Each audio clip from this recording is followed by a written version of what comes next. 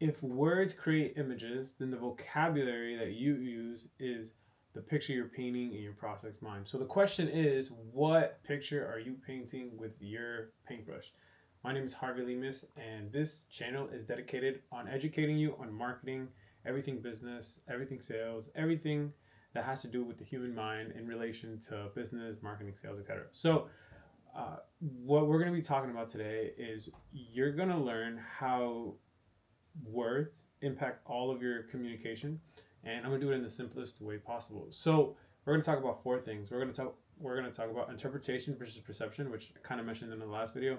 We're gonna talk about how our words create images in our head. I'm gonna share with you a cool little quote by someone I admire, and then how to use their words to create ultimate resonance. Right. So this is super like this is gonna be a banger. But you need to understand this because when you're using when you're creating marketing or when you're speaking in a dialogue or you're having conversation, the number one thing you must understand is that the words that you use are extremely, I don't want to say extremely important because that's a little obvious, but it is everything. Like, for example, if you go up to a Christian family and you start swearing, how do you think they're going to perceive you? Right? They're obviously not going to perceive you very well. Or if you're having a conversation and you use taboo words, right?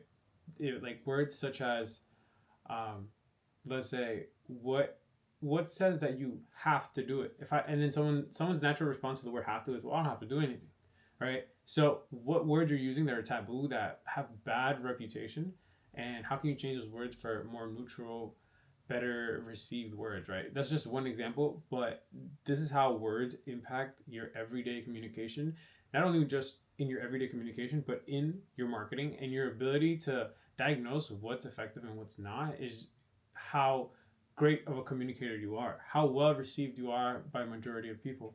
And that's why the presidents of nations typically have the best communication, because it's extremely simple and it's neutral in a way that it's meant to be mass received.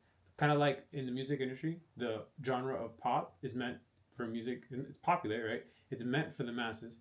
How can you create your communication so it's meant to be perceived in the best possible way to the largest amount of people? Now, this doesn't mean that you have to be Mr. Likable and you have to be non-polarizing and you have to be like a kiss ass to whatever to both audiences. You can still be you.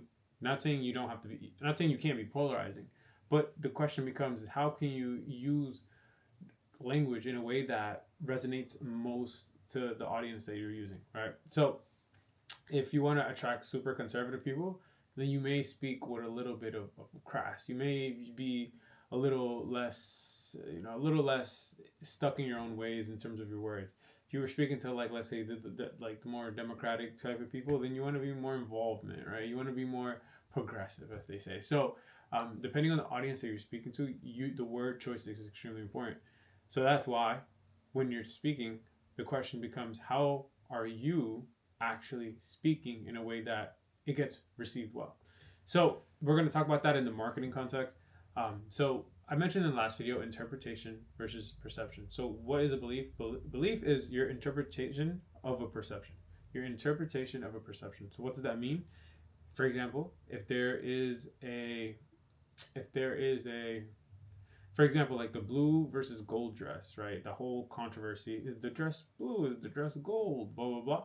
So the dress, I forgot what color was the dress, but let's say it was gold, right? The dress was objectively, it was factually gold, but because some people were seeing it from this perspective, some people were seeing it this perspective, the belief, some people believed it was blue, some people believed it was gold, blah blah blah, but the dress was the same.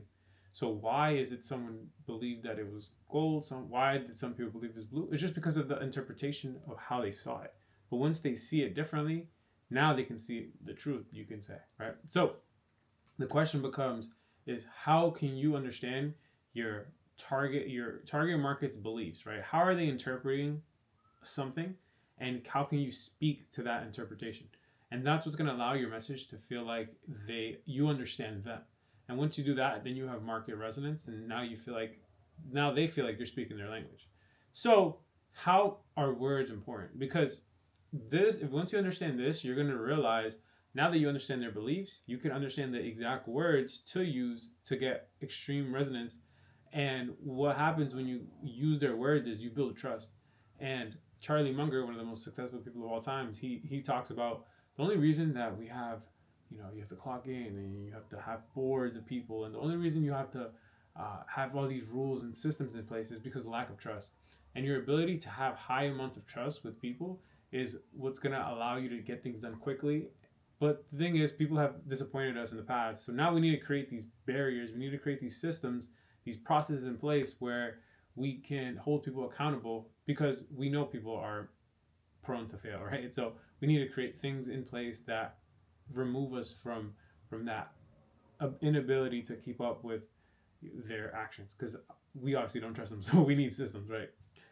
So this is important to understand, because when you understand that the words you use create instant trust, then you know that having proper word selection is going to be the fastest way to to them feel like you understand them.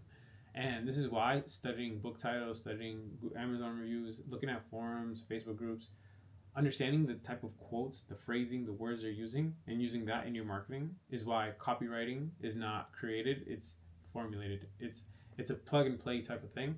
And once you understand their language, it doesn't matter what copywriting you use, it's like about having the right things in the right places that make the message effective. Which is why I don't believe in copywriting. I believe in research. Because if you have good research, it doesn't matter what the copy you create is, because you don't create it, you formulate it. So there's this quote talking about words by Eugene Schwartz. If you know who Eugene Schwartz is, you know this is like everything to you. he's one of the legends in marketing, if you're not aware, which you probably aren't.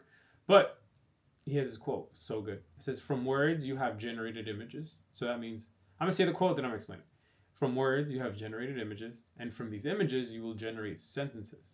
And from these sentences you will generate then you will then generate entire discourses, stories, reports, instruction, poems, a universe of shared emotions and thoughts. So let me break that down. From these words you have generated images, meaning for every word that you use, that you create an image for your head. So I say elephant, you can imagine what an elephant looks like.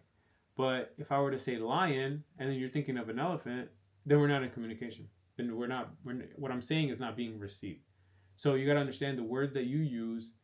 For example, like the words I'm saying right now, you're seeing it. It happens in a split second. You're not actually visualizing it. You just know these words because you've heard them 1,000 times. So you know the language. You know what I'm saying.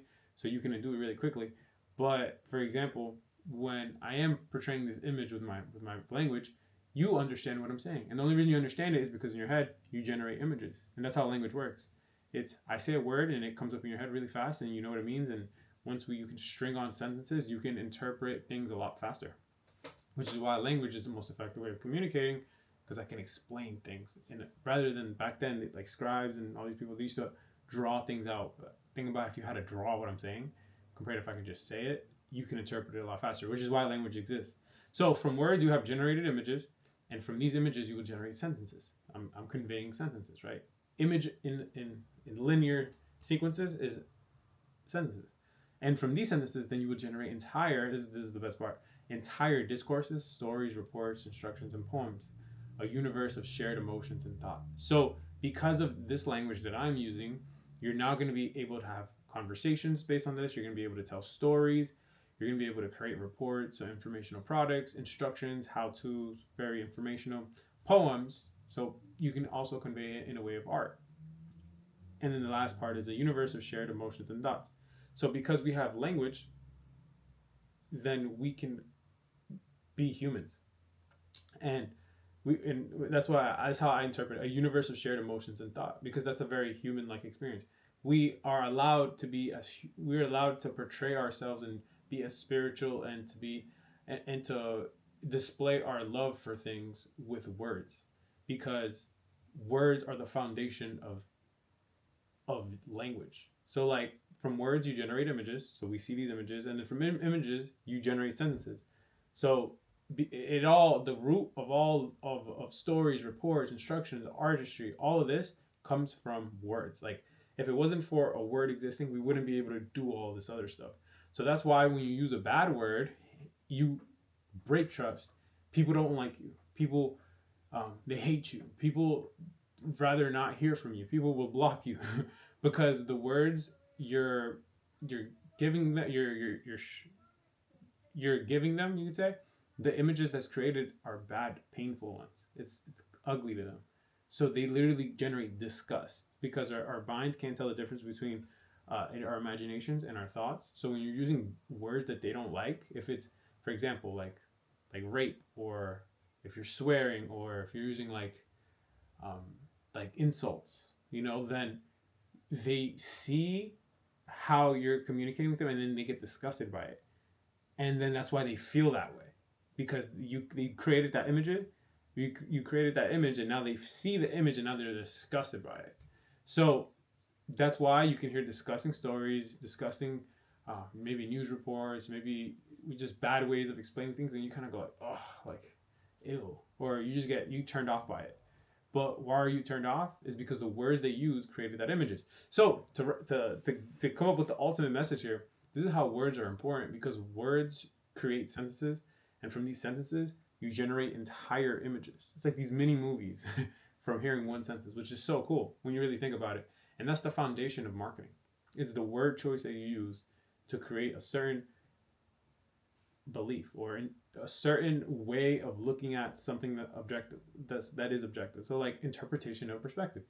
By using your words, you can create an interpretation of a certain perspective, which is why you can market old products, or you can market old things, but you change the words around and you can make it seem new.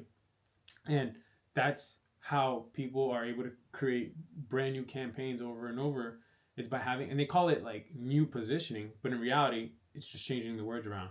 And if you change the words around, you can create an entire different interpretation, which is so cool.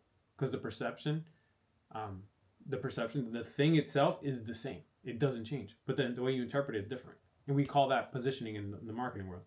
So you use their words to create ultimate resonance with your message, which that is going to allow them to feel like you get them, and they're going to trust you because they're speaking the language that they speak.